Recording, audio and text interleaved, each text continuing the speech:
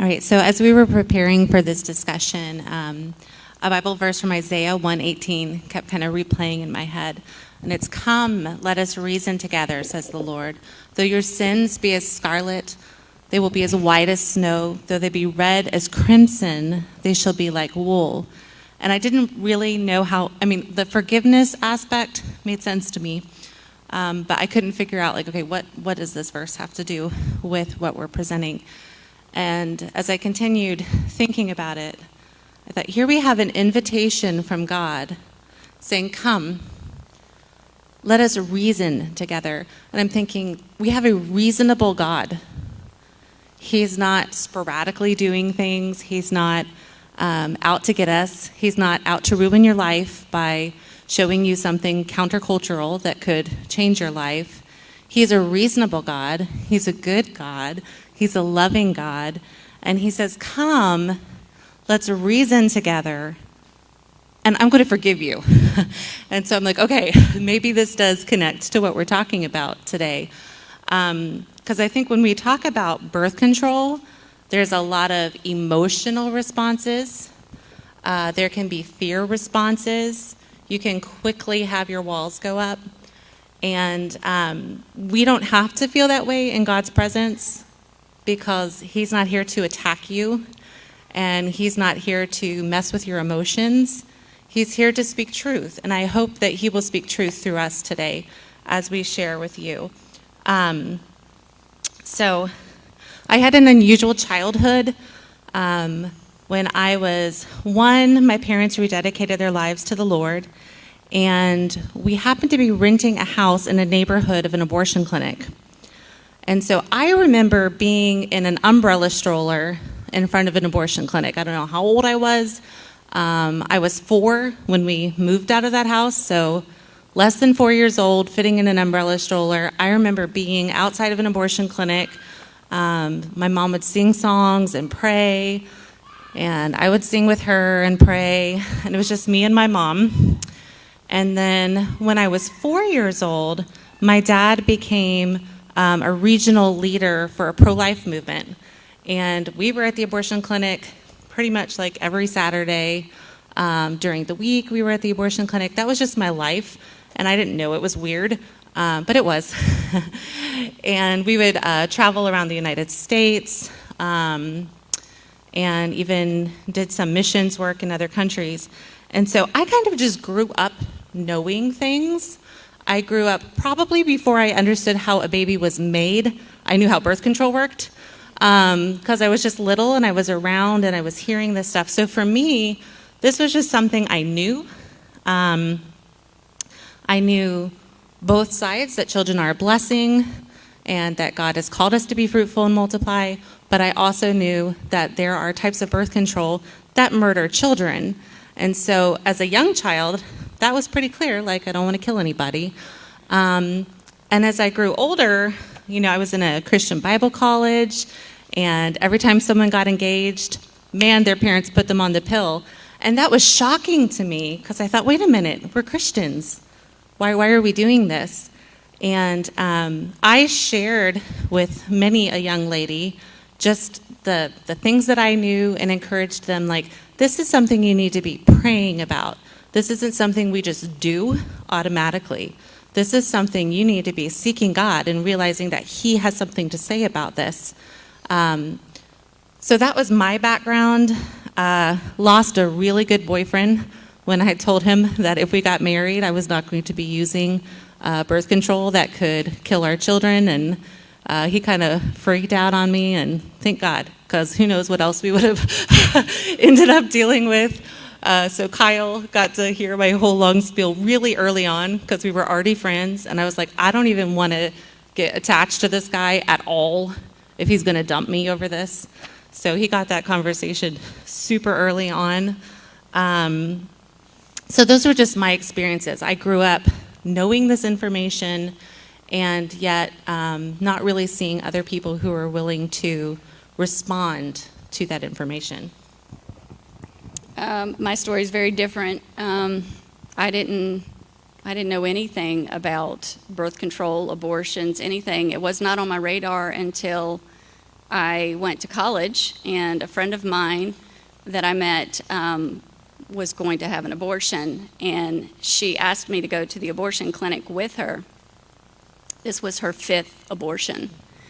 And I was not a believer. I was not following the Lord at that time in my life, and I couldn't do it. I said, but that's killing your baby. And that was a very hard conversation to have, and I didn't even know why I had such strong convictions. I mean, it's murder. So that was my first encounter with even starting to think about life and what women do when they find themselves in a position of, I'm pregnant and I don't want to be. My husband and I, after we got married, we had 2 children, and after the birth of our 2nd child, I was in nursing school. My husband was on the road a lot, wasn't home, and we felt like this was probably not a good time to have more children right now. And so I started taking birth control. I was in nursing school at the time. I asked certain questions. What does this do? How does this work? And of course I was told these are contraceptives, meaning they just prevent ovulation. Means you will not have an egg that will leave your ovary that month. So there's no egg to be fertilized, no pregnancy can happen. That's what I was told. I was told also that it thickens the cervical mucus, which makes it difficult for sperm to find their way to the egg. And so there was different mechanisms of action there that would just prevent pregnancy altogether. Never once was I told it was possible that you could conceive and lose a child. However, if you look at the pamphlet inserts, it does say there's a failure rate. I mean, some of them are 97% effective, which means fertilization can happen. That wasn't on my radar, however. So I used Depo-Provera, which is an injection, and you only had to get that every 3 months. Thankfully, after the first injection, I had some pretty serious symptoms, almost like a stroke, like symptoms, and my doctor said, this isn't the right type for you. Maybe you should stay off of birth control for a while. So I did. However, later, probably in my early 30s, maybe late 20s, early 30s, I had an IUD inserted. I was also told the same thing about the IUD. The IUD just prevented ovulation and disrupted the cervical mucus, making it more difficult. That also caused health problems, and I ended up having that removed. And I ended up, thank God, after that, had 2 more children. God blessed us with 2 boys after that. And then when I was 33 and 37, not 33 and 37, I'm going to really tell my age in a minute here. When I was 43 and 47, I had 2 miscarriages. So we lost 2 children. And God has blessed us with 2 more sons after that through adoption. So I just feel like God just redeems broken things. I came to the Lord at the age of 29, and so I was, there were things that were more on my radar at that point. I met a Christian obstetrician through working as a nurse, and I was not informed until after the birth of our last son at 39 that he does not prescribe different birth controls or insert IUDs because of their abortifacient effects. And I was like, what do you mean? And when he began to explain that to me, I was devastated, because I'm quite certain that we probably aborted several of our children when I was using those. So that was very difficult. But anyway, that started me on a journey. However, my journey was very much like Pastor Kyle's. It's mostly been one of pro-life, which I just accepted pro-life to mean pro-life. You don't want abortion. You're against all forms of abortion. And also believed that the people who are part of the pro-life organizations were actually trying to do the right thing. And so I came alongside with Pastor Kyle after he had his experience, and that's when I've just been just deeply convicted by all abortion must end, and there must be consequences for it. So anyway. So I'm going to ask Tina, and maybe I'll answer some of these too, just to talk about a few terms, because unfortunately we usually don't know like basic terms about how bodies work. So what does abortifacient mean? I don't even know if I said it right. I've read it. Yeah, I don't think I've said it. Yeah. So it just has abortifacient means it kills. It's going to murder. It's this, comes from the word abortion, and it happens with absolutely every contraceptive every hormonal contraceptive on the market. So IUDs included. Okay, and what is conception? So conception is the time in which the sperm enters the egg. And as soon as it enters the egg, it begins to fuse with the egg. All of the genetic information is there at that moment for life to begin. Okay. And then what is implantation? Implantation happens sometimes 5 to 10 days later. And that's when it actually makes its way, the fertilized egg, the baby, the embryo, the zygote, some of them will call it. People want to confuse this. They will say the fertilized egg. It's an embryo, and it makes its way into the uterus and implants on the wall there. And then that's when it can be detected by normal pregnancy test, because you immediately start releasing human gonadotropin into the bloodstream. Human chorionic gonadotropin. It means another human being is now on board. That's completely different from mama. So, right. Yeah. So when does life begin in that process? Right. So life begins then. But this is what others are trying to tell us. And so I'm going to be referring to notes a lot because I did a lot of just research in medical journals. Wanted to see what are the experts, what are the doctors saying. The American Congress of Obstetricians and Gynecologists in 1965 attempted to redefine life at the moment of implantation. So they've been working hard to do that, and people still do that now. There are a lot of people that say life does not begin until implantation, or until you can actually have it tested by a blood test to say you are pregnant. But in contrast to that, there is the American College of Pediatricians.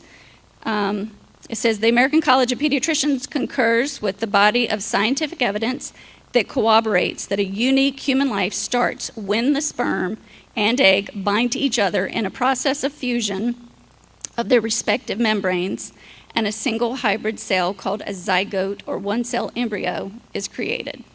Okay. So it sounds like, so you said 1965? Mm-hmm. So this is 5 years after the FDA has approved contraceptives. We start trying to change the definitions of things. Yep.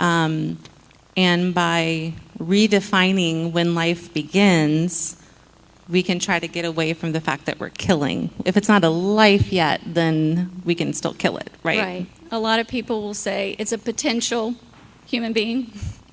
There are no potential human beings. It has got everything it absolutely needs as soon as that sperm fuses with the egg. So when was birth control, as we know it, introduced in our country?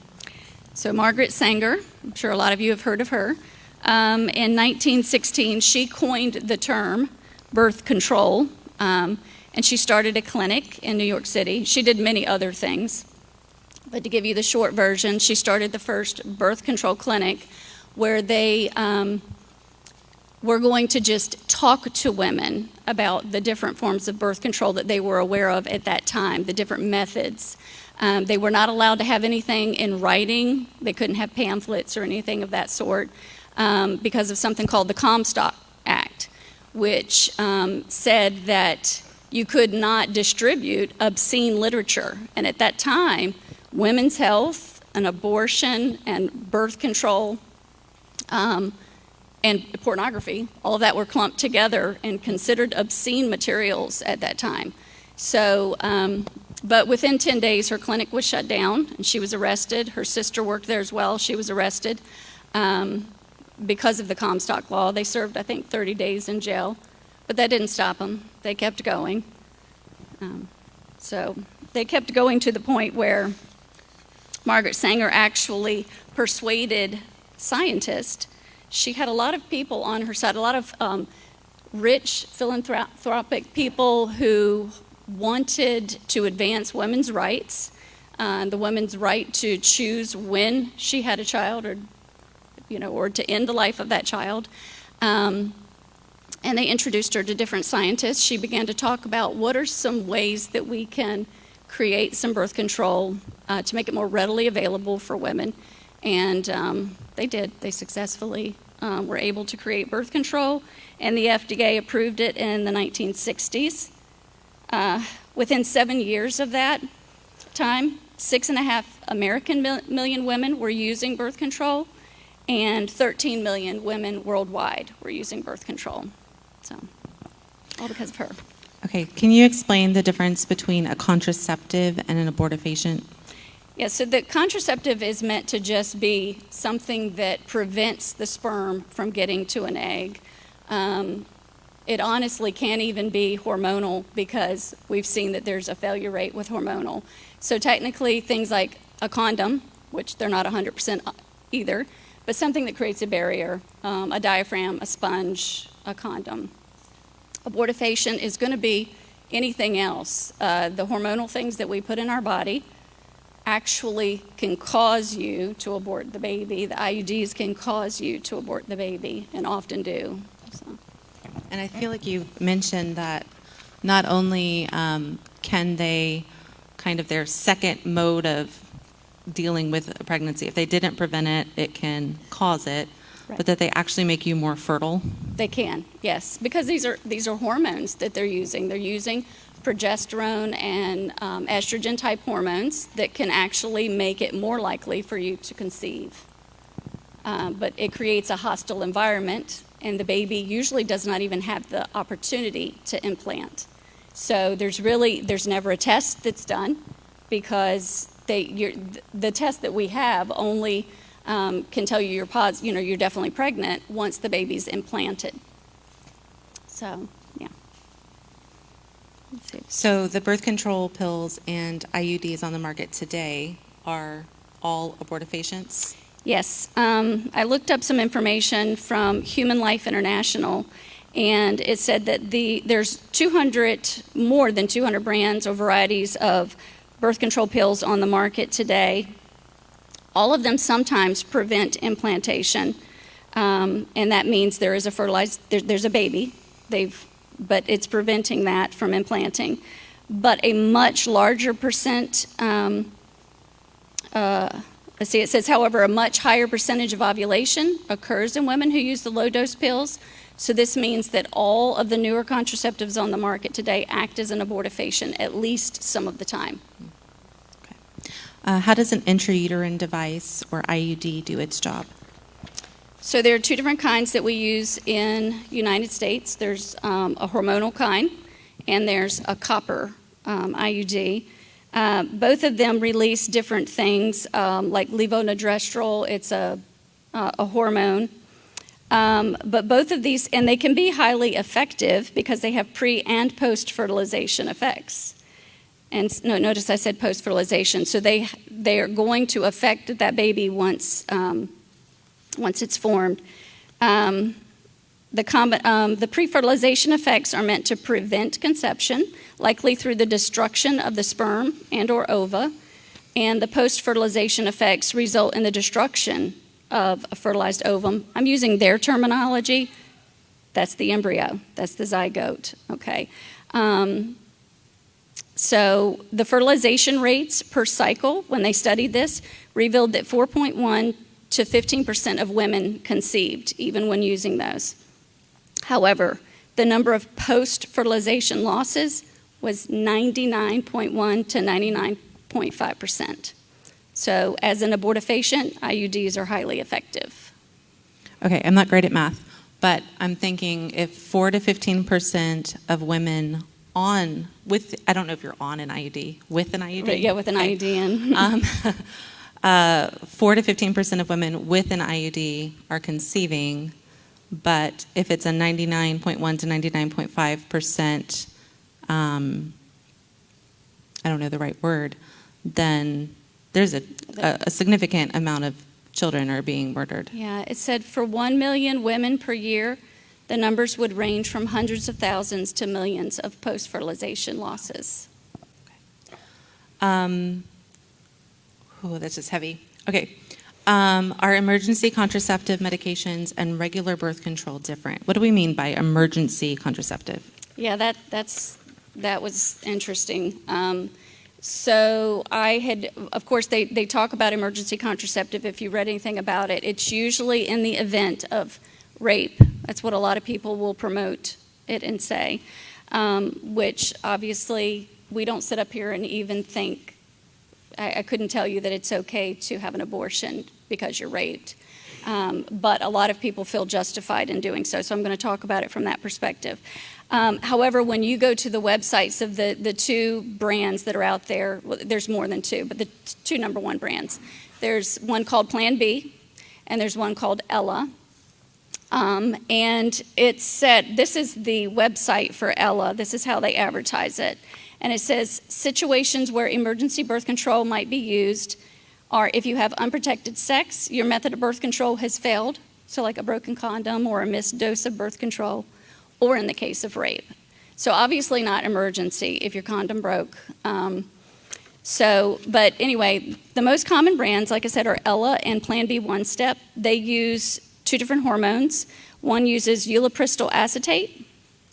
It's touted as the most effective morning after pill, and it gives you a 5-day window, supposedly, of unprotected sex. Plan B uses the hormone levonorgestrel, and it's slightly less effective. It gives you a 3-day window of unprotected sex. But what you need to know about these is that despite what the promoters of these are saying, their mechanisms of action have been vigorously debated, even with the FDA since 1999. There are a lot of embryologists and smart people, much smarter than me out there, that were like, whoa, wait a minute. This is, anyway, I'll talk. It's also important to remember, as I mentioned before, that the promoters of these have redefined pregnancy, so we've already talked about that, to say that it's after implantation. But fertilization can happen within minutes of having sex. Literally within 5 minutes, the sperm can reach an egg and create a new life. Sperm also can survive up to 5 days. So when they say you got the 5-day window, they're counting on that sperm not reaching anything anytime soon. So they're giving it the 5 days. And then implantation, like I said, is 5 to 15 days later.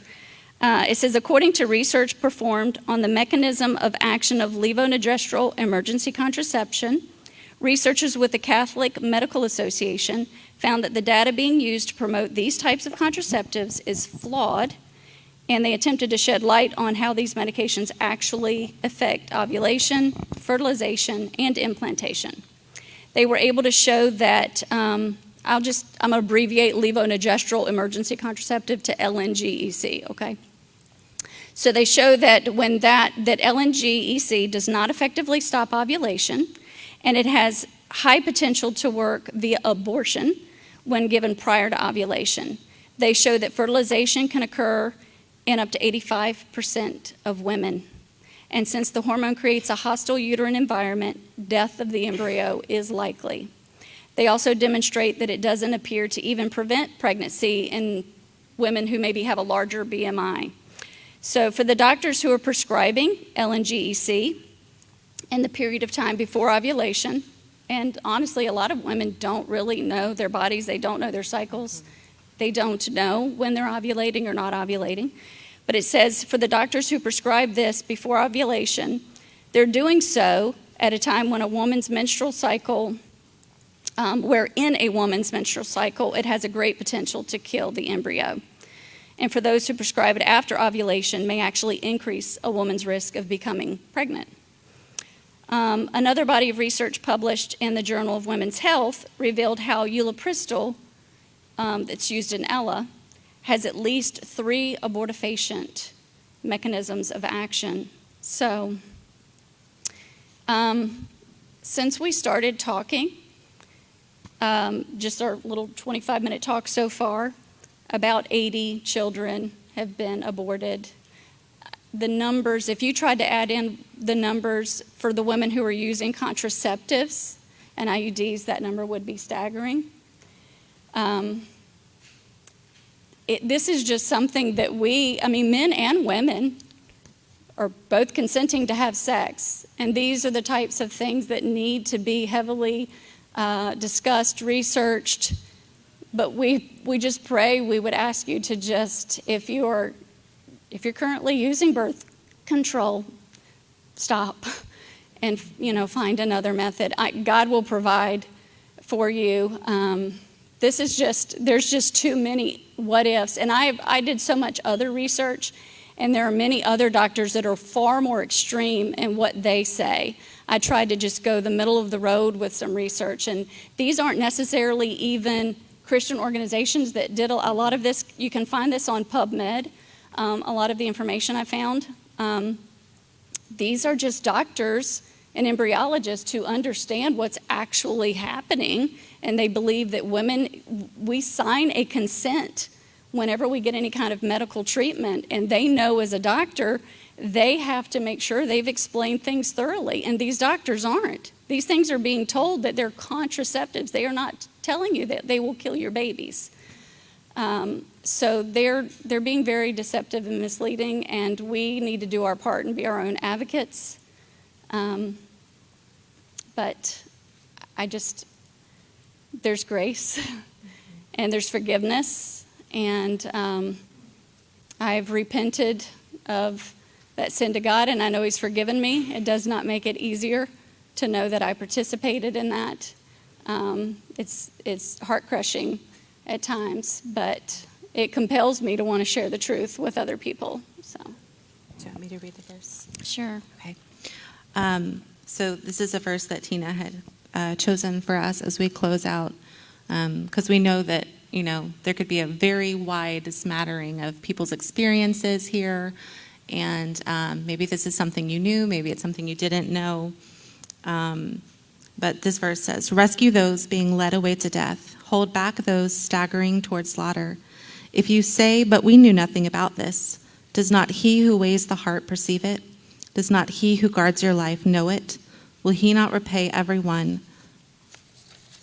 according to what they have done?" That's from Proverbs 24:11 through 12. So if you didn't know before, guess what? You know now. And I know that might hurt, but it's being said to you in love. So now that you know, you are responsible for responding to God faithfully with that knowledge. And I also want to read Hebrews 9:12 and 14. "With His own blood, not the blood of goats and calves, He entered the most holy place once for all time and secured our redemption forever. Just think how much more the blood of Christ will purify our consciences from sinful deeds so that we can worship the living God." There is hope. Stop, and there is hope.